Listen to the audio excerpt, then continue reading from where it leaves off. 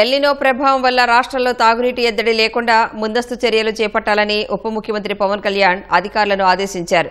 తాగునీటి సమస్య తీవ్రంగా ఉండే ప్రాంతాలపై ప్రత్యేక దృష్టి పెట్టాలని నిర్దేశించారు.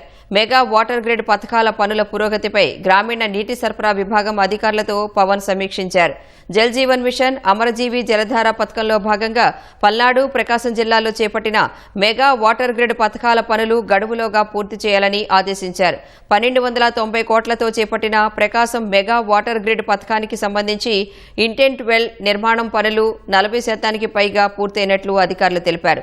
119 మిలియన్ లీటర్ల నీటి శుద్ధి ప్లాంట్ పనులు, సంపులు, గ్రౌండ్ లెవెల్ బ్యాలెన్స్డ్ రిజర్వాయర్ పనులు పురోగతిలో ఉన్నాయన్నారు. పథకం కింద ఇప్పటి వరకు 53 కిలోమీటర్ల మేర పైప్ లైన్ల నిర్మాణం పూర్తి చేసినట్లు వివరించారు.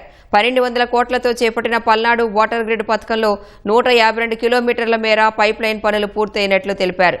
ఇంటేక్ వెల్స్, రిజర్వాయర్లు, ఓవర్ హెడ్ ట్యాంకుల నిర్మాణం పనులు పురోగతిలో ఉన్నట్లు చెప్పారు.